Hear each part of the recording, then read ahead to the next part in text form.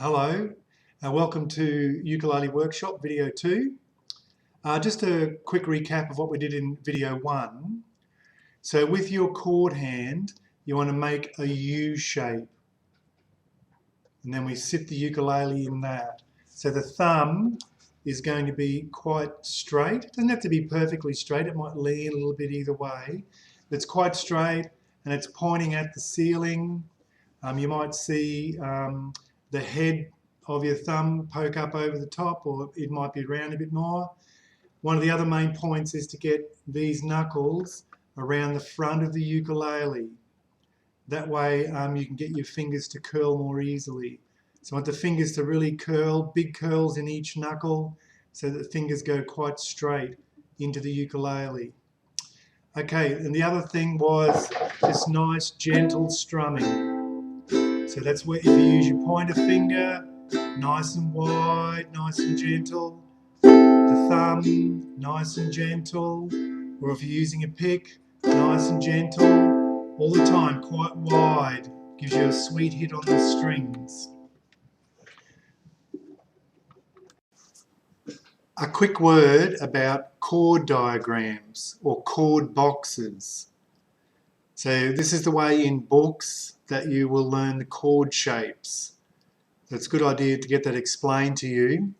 The basic thing is that there will be 4 lines running down the page.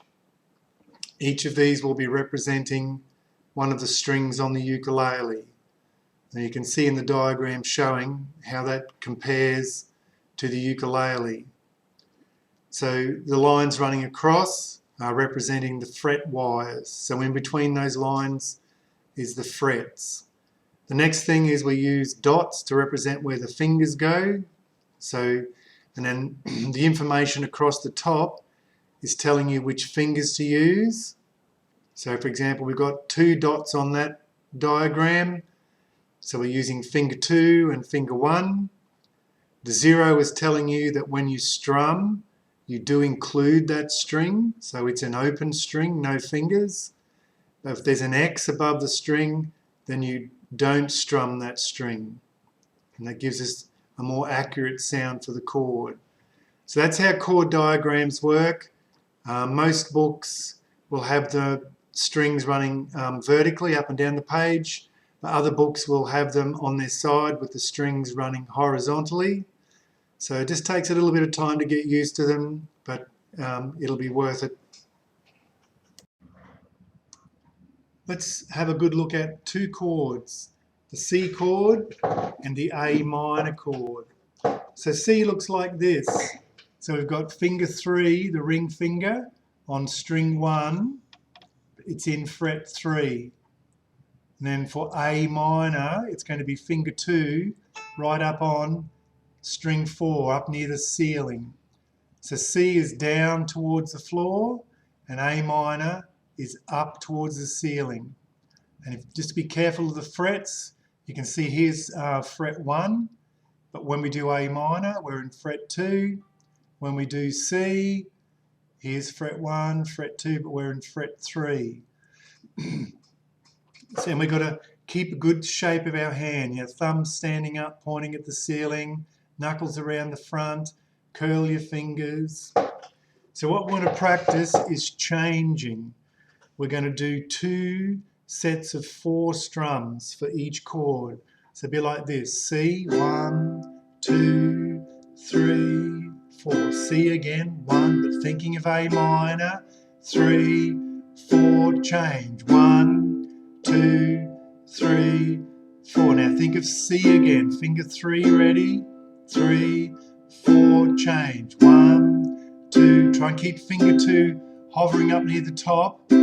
Think about A minor, drop it on, 1, 2, 3, back to C, 1, 2, 3, 4, ready for A minor, finger 2 hovering, and change, 1, 2, finger 3 hovering, back to C. So always thinking ahead, planning the next finger move, fingers helicoptering. Another great hint for changing chords is to lift the chord hand fingers off slightly early before the new chord. So by this, you watch, when we do count 1, we strum count 1, leave the finger down. Count 2, leave the finger down. Count 3, leave the finger down. But count 4, strum it, lift off, cruise to the new chord.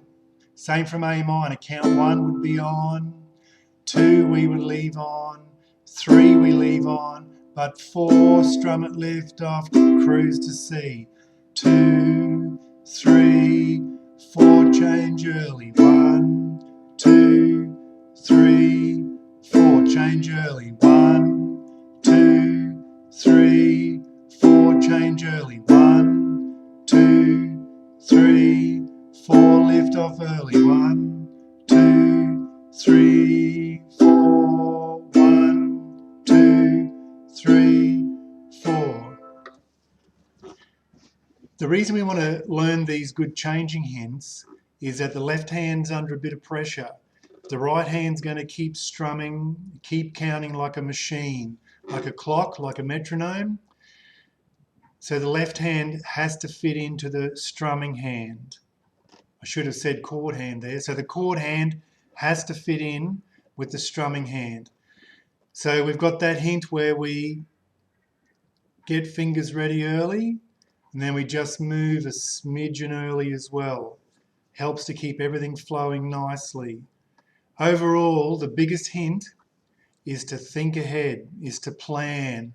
While I'm playing C, I've got finger 2 helicoptering. I'm thinking about lifting off a little bit early. When I do A minor, I'm planning C. So we've got to be multi-talented, thinking about the chord we're playing, but also planning the next one. So the goals for this video are to practice changing between C and A minor, and I would start off doing 2 sets of 4 strums each. And don't count to 8, just count 2 sets of 4, 1, 2, 3, 4, 1, 2, 3, 4, 1, 2, 3, 4. When you feel very comfortable doing 2 sets of 4, then cut it back and do 1 set of 4. So here we are, 2 sets of 4. 1, 2, 3, 4. 1, thinking of A minor, starting to plan, move a little bit early. 1, 2, 3, 4. Planning C. 2, 3, move off. 1, 2, 3, 4. Ready for A minor. 2, 3, 4, 1, 2. So planning ahead, thinking ahead, lifting off a bit early, helicoptering. Yeah. Well, good luck with that, and we'll see you in the next video very soon. Bye.